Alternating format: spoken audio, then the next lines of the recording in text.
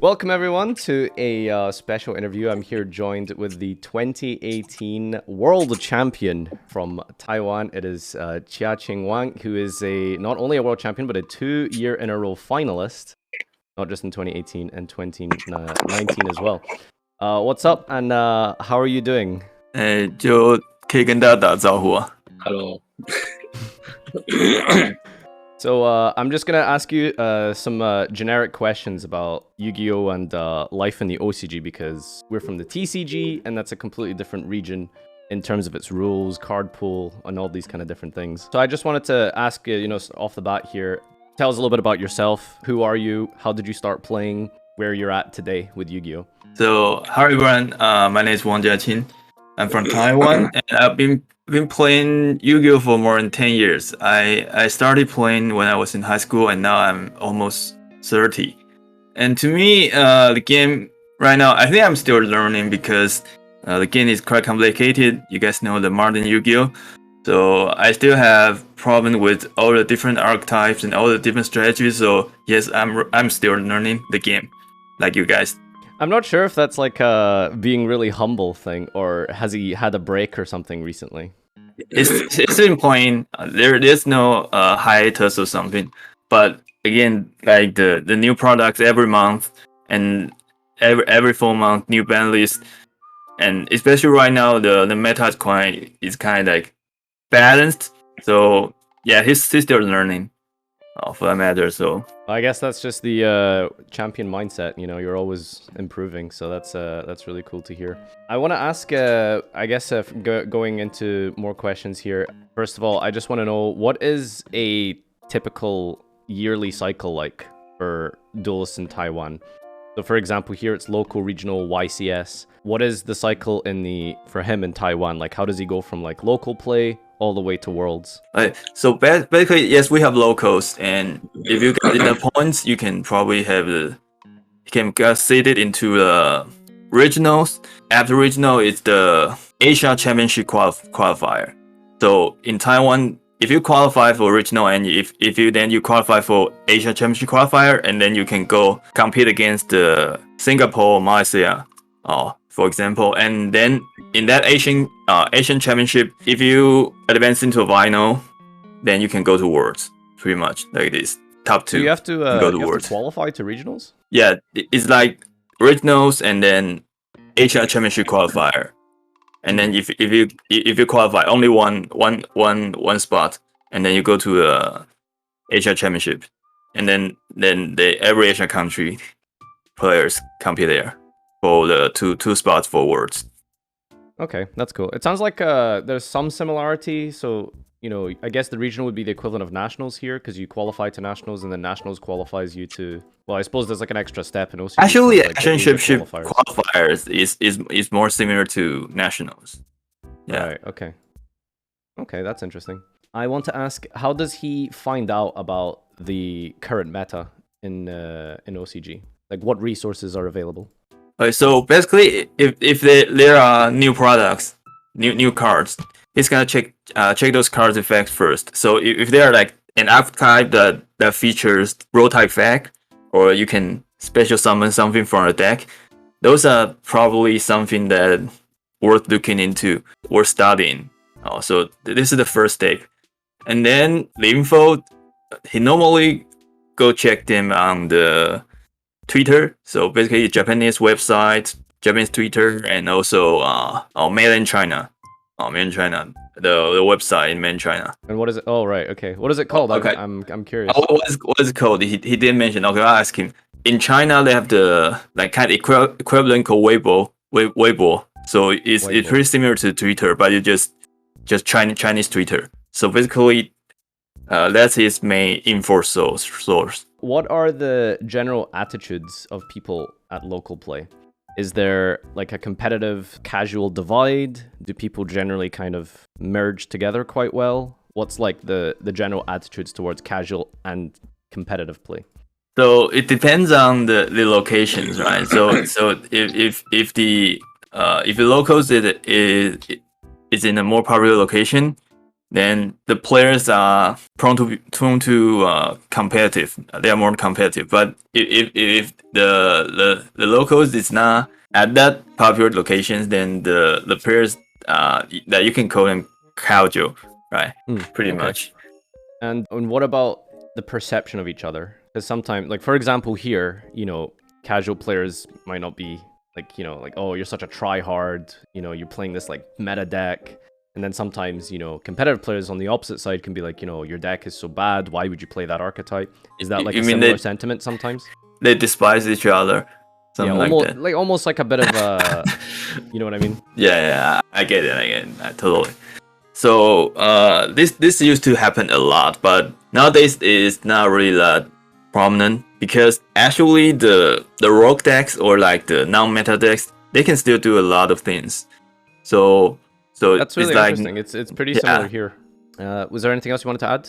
Right. Yeah. So I think he believed that right now the competitive players have respect for the casual players for sure. Okay, that's fair. What is it like to obtain cards? What resources do you have to buy cards? Are cards expensive? What do you do typically when there's like a new deck to be released, like a new best deck? Like how easy or difficult is it to obtain? In terms of prices. So basically, what he normally does right now is that like he just give the list to the local shop, and then the owner there will give him the cards afterwards. And if the locals do not have those cards, then he will go online and get those cards. Okay. And in terms of buying the cards online and the prices, is it quite reasonable? Does he think, or does he feel like it's an expensive hobby? So yeah, she said it's totally fine if you only buy singles. It's totally fine if you only buy singles. Like, don't invest in too much in booster boxes. If you just buy singles, then it's totally fine. It's not very expensive. Okay, yeah, no, I figured that was gonna be the case. On to the favorite question for Twitch chat here. I want to ask him, how does he feel about the insect monster? How does he feel about Maxx? Because if he isn't aware, it's banned in TCG, but over there it's at 3, and it's a huge difference between our formats. So how does he feel about it, and what's the general perception for OCG players? Is it popular? Is it divided? Is it unpopular? So he think that, yeah, he believes that lots of players here do hate the card Maxx. But yeah, we have 3 Maxx, but in exchange we have more variety. So we have more combo decks that can thrive or do something in the meta, because we have 3 Maxx to like restrict them. On the other hand, in the TCG, like you don't have Maxx, so your ban is kind of harsh towards combo decks. Like for example, he said that like you don't have Electromine, something like that. So so he personally think having Maxx is fine, because now they give the competitive scene, the meta have more variety. So specific towards the combo decks. So you mean control decks when you say variety towards control decks, right? Yeah. Also control decks, and also just like this, like you don't have Maxx, so probably you can't really play a lot of combo decks, because those combo decks got hit on the ban list. But now we have 3 Maxx, so we don't have to do too much against the combo decks on the OCG ban list. And is it like a passionate debate? Like, do people have strong opinions about Maxx being at 3, or if it should be banned? Or is it kind of something you guys just deal with and accept? Or is it like a really heated debate? So they basically just deal with it, because it's been so long for Maxx to be at 3 in the OCG. So people have learned to deal with it rather than like complain or something. How do you, in general, how do people feel about Floodgates? Because there are some very powerful Floodgates in OCG. Like, I think Emptiness, for example, is still in the game. Emptiness at 1 and 3 skill drain. Yeah, something like that, right? So what's like the general, like, does he think it's good? Does he like Floodgate? Does he dislike? You know, what's the thoughts on Floodgates? So he personally hate the card skill gen. Like, he hate this card so much, because like it's not like hand trap. If you get hand trap, you probably you do other plays, or you probably pass the turn, and if the opponent doesn't kill you, you still get to play. But if you get skill gen, especially at game 1, you don't get to play at all. You don't get play out. And in game 2 and game 3, you have to rely on your side deck. You have to the cyclones, like twin tweezers, to be able to deal with them. And you don't necessarily can open those counter cards. So yeah, he personally really disliked the floodgates. Oh, that's a very, very base take. I don't know how you say based in Mandarin. I'm sorry. All right. I want to ask. I've noticed like so much when looking at deck lists. People play a lot of 2-ofs, like Ash Blossom at 2, Gamma. Well, I mean that was at 2 for a while. Like Ghost Bell at 2. 1. Gamma is limited. Oh well, I mean like previously, right? So yeah, in general, previously. there seems to be like in OCG deck building, I've noticed people just play like a lot of 2-ofs, right? Like 2 Veiler, 2 Ash, 2 Lancia on the side, things like that. Why do people seem to just play like this kind of 1 or 2 ratio rather than just choosing to go with 3 or maybe just not playing it? Yeah, this is even a very before good question. crossout. This was even before crossout as a point there. Yeah. So yeah, this is a good question. Okay, so personally, he thinks that you should always go for 3-offs. If you want to side deck something or you make some hand trap like Ash Blossom, you don't play 2, you just play 3. Many of his friends would play like, just like you said, 2 copies, and their reason is that, so I have more space to play different cards. So like for example, if I play 2-off in my side deck, like if I'm against different decks, I have more choices. Like if I play 3 Turn Twister and then I'm against a deck, again 2, I don't need a Turn Twister. So if I only play 2 Turn Twister instead of 3, then maybe the 1-star can be something I can use to against this specific deck. But in his opinion, you should always go for the 3 copies, not the 2-off. That's another base take. Okay, great. So TCG and OCG are totally split. Different ban list, different product release cycles. How does he feel about that? And would he be interested in a complete global sort of like joint list, card pool, etc.? Or I guess, does he like or see advantages to having it split? He actually think the separate formats are totally fine, because like the card price, like because TCG OCG are basically divided because different products, right? If you buy TCG products, you play TCG format. If you buy OCG product, you play OCG format. So how people buy cards and the card prices are just completely different. So it's actually totally fine to have the separate format, and it's also more interesting when it comes to words, because now everything is mixed up. You have the combined BANLIST. He actually think that's a good thing. Okay. Does he have any past favorite formats in OCG? And are there any formats that OCG players generally believe are like good formats historically? So for example, here, people really like Dragon Ruler mirrors, Necros mirrors, as an example of like favorite, appreciated formats. Yeah, I understand. Okay, so he actually prefers that it's almost that 10 years ago. It's the Black Winds and also Six Samurai and also the Gemini. So the alias. Or I don't know how to pronounce the word. That is the elemental hero alias and like hero beat. Okay, yeah. The hero beat down deck.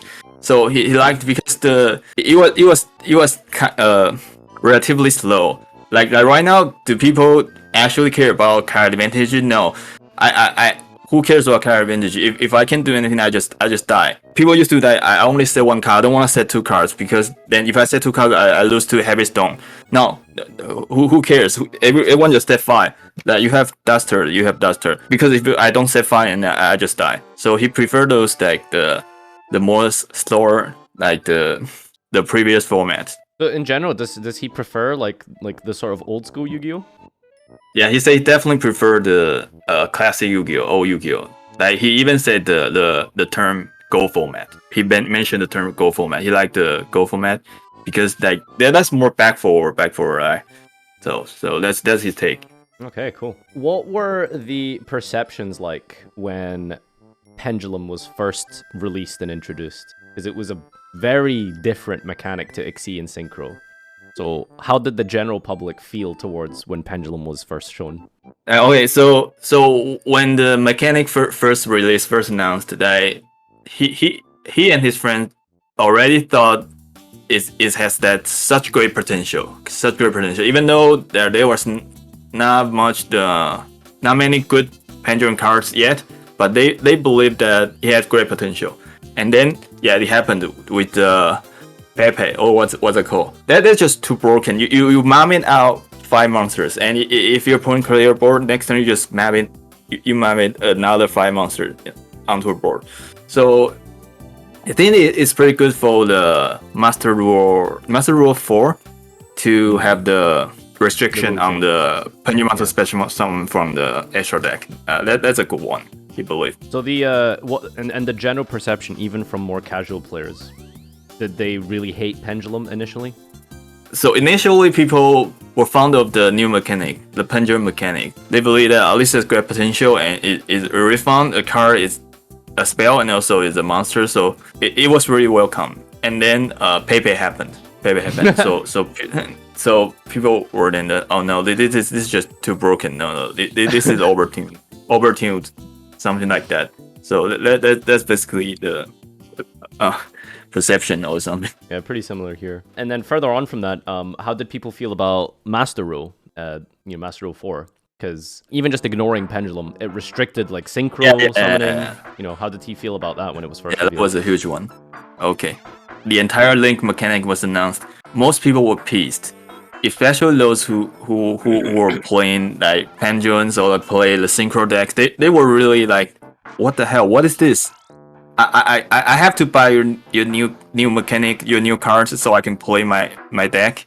So people were actually pissed, and then people also realized that the Link mechanic is just too good. It's like better than synchro summon. So this mechanic is gonna dominate the meta. As you can see, it actually happened. So basically, everyone just have 15 Link monster in the extra deck. Basically, that's what people felt about them when Master Rule 4 dropped. Is there do you think Konami takes on feedback like that? And do you think they listen to the players? Because it sounds like, with Master Rule 2020 revisions, they reversed a lot of that. Do you think they listen, and do you think they take on feedback? Yeah, I believe Konami actually listened to the players, the feedbacks, because apparently they still reject the Pendulum mechanic, because people were saying like the Pepe, the entire Master Rule 3 Pendulum mechanic was too strong, so the Pendulum mechanic were still restricted. But then the synchro and the exist and the fusion summon, it's now free. So he believe actually Konami listen to the players. And does he think in general, not just regarding Master Rule, but in general, does he feel that they are receptive to feedback? So specifically towards the ban list, like the DP problem, they actually just straight up banned Fusion Destiny. So that's something he was looking forward to, and he believed that Konami actually listened to the players' feedback. What does he think about the upcoming Master Duel? Okay, so he's personally really looking forward to Master Duel, because this is the official Konami official platform, TCG or OCG simulator. So you don't have to worry about like that if you play on DB, then people might be cheating. You play at locals, people been cheating. You play at regionals, people been cheating. You don't have to worry about that, because it's actually a legit simulator. And then you can play anywhere. You can play like on your way to school, and when you're on a chain, whatever. So, and you don't have to go outside. You can play it on your computer. And then if people start streaming themselves playing Master Duel, you can watch them. That's also entertaining. You don't have to play yourself. You can watch others play, and it is a legit official platform. So yeah, he would really like to see that happen. Okay, great. What does he think about TCG exclusives? So we've had the most popular ones, if you would bring up to Warrock. maybe not Warrock, but well, I guess you can mention Warrock. So we've had Danger, Burning Abyss, Spiral. They're like really powerful TCG exclusives that took a while to go to OCG. And then obviously we have Warrock, which is a complete flop. But in general, how does he feel about like there being TCG exclusives for us first before they get to play with them? As far as he knows, like if there are new TCG exclusives, it's not like they are gonna suddenly have a lot of related cards for that certain archetype, right? Because it's usually in a new booster set, and the booster set is usually that the majority is cards from the cards that OCG already has, right? So you don't really get a lot of exclusive cards that can immediately impact the meta. It's usually gradually. Okay, but right. Sometimes you have one card is so powerful, maybe tour guy or something like that. But in general, he believes that it's actually totally fine for TCG to have exclusives because it's actually like from his take it's like okay, you have Burning Abyss and it's pretty good, but then when we got Burning Abyss, we also got Beatrice, right? So that's the really the spike for the archetype, right? And then you have Spiral, and no one actually plays Spiral. Then when it comes to OCG, and we have the Double Helix, right? So that's the actually even more impactful. And then we have the Double Helix before you. So that's actually a good exchange, right? You have the new archetype first, then when we get a new archetype, we actually have more powerful support. Then you get a support after we do. Is there any popular content creators that people watch? OCG Content Creators? Yeah. Okay. Or that any he personally enjoys watching? Or even if they watch TCG, like I don't know, maybe they watch content TCG, creators okay. in English. So he actually doesn't really watch the YuGIOh content on YouTube, because the majority of YuGIOh content on YouTube is either in English or in Japanese. So there are very few like the Mandarin YuGIOh content on YouTube. So in that case, he actually preferred to watch the Chinese platform. It's called Bilibili. Oh, so that's what he watched. So it's run by Chinese player for sure. So he usually watched their content on Bilibili and not on YouTube, because those content on Bilibili is in Mandarin, it's in Chinese. Does he know of or has he ever heard of any English content creators? He does know some YouTubers. So he mentioned Lithium. Is that the correct pronunciation? Lithium. Lithium. Oh wow. Okay. Yeah. And also he also said the Six Samurai guy, Team Samurai X1. That's Samurai guy. That's the two YouTubers he mentioned, but he's not really that into YouTube content, YuGIOh content on YouTube. Yeah, that's understandable. I also wanted to know does he play online at all? Because we don't have Macedo just now, but is there a popular online platform that people use? He does know Duel books.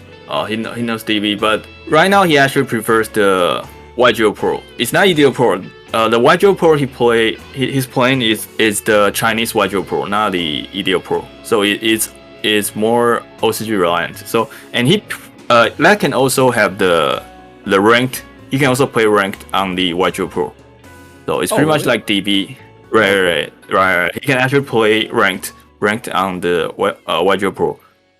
It's pretty similar to DB, but DB is you have to manually manually play the cards, and on the other hand, YuGIOh Pro is like it's the automatic auto simulator, right? So yeah. Automatic simulator. So he actually preferred the YuGIOh Pro because very long time ago he used to play the Duel Network. Do you know what that is? Duel Network. So he used to play on that, and then he can't really communicate with his opponent because his opponent is probably from Western countries, and also people might cheat, even though they are not really trying to cheat, but they just don't know the rules, and it's gonna be very very annoying, very controversial. So he preferred the YuGIOh Pro experience. Yeah. Okay, cool. One final question, because I know it's getting late. I wanted to ask, is there a card that...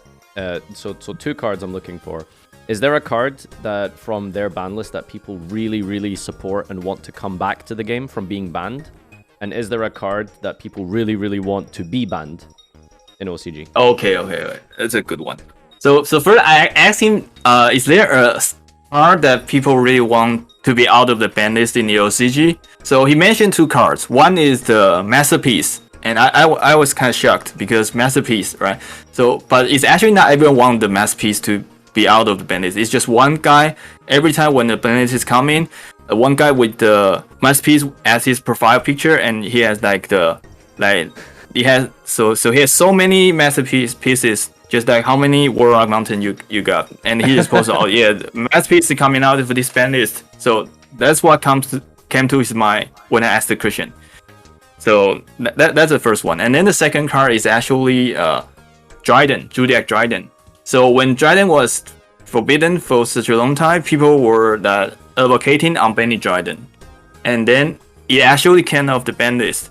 But now it's banned again. But when Dryden first came out of ban list after long ban, people were really happy about that card being released from ban list. Okay, and then for the cards that people really want to get banned or get put on the ban list in the OCG, he actually can't think of much. Actually, what cards people really hated. Like in TCG, I know you people really hate Imperial Order, right? So he actually think that at some point people really want the Christian Harky Fabrics to get banned. That at some point people were advocating that card getting banned. But in terms of the actual like a really toxic card he doesn't like, he also mentioned the Imperial Order. When I said that you guys in TCG really hate Imperial Order, he said he also really hate that card.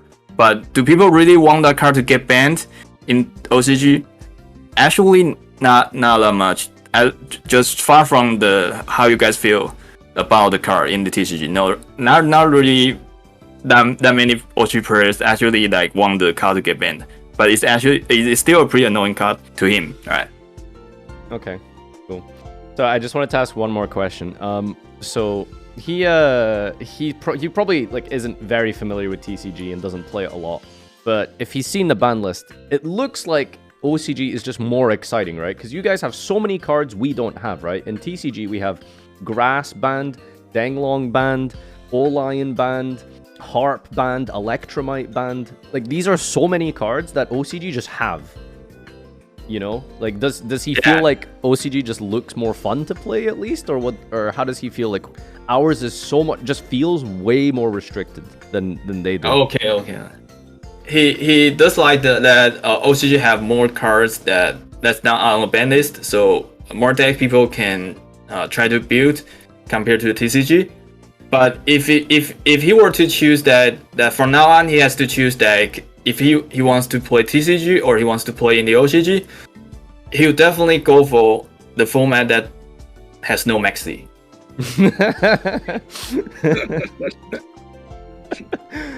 Okay, alright, amazing. This has been extremely insightful, and it's been an honor to be in the presence of him, and such a great, amazing player. So I just want to say thank you so much for taking the time to speak with us today.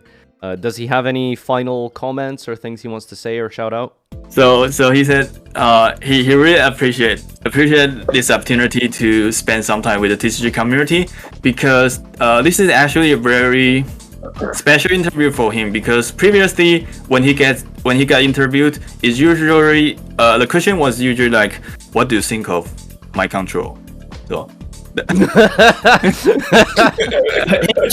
he just say that. So what do you think of my control? So today's questions are actually kind of different, and he really enjoyed it. So hopefully maybe in the future we can do something like this again. So thanks a lot. Absolutely, thank you so much, Chia. It's been a pleasure, and big shout out as well to chat. If we get some loves in the chat for Chia, as well as Dogray here for doing a great job translating. Thank you for joining me. It's really kind of you. Yeah, thank you. All right, take care. Good night, and we will hopefully speak soon. Okay. Have a nice one. See you. Peace. See you. Alright, bye bye. Alright, bye bye.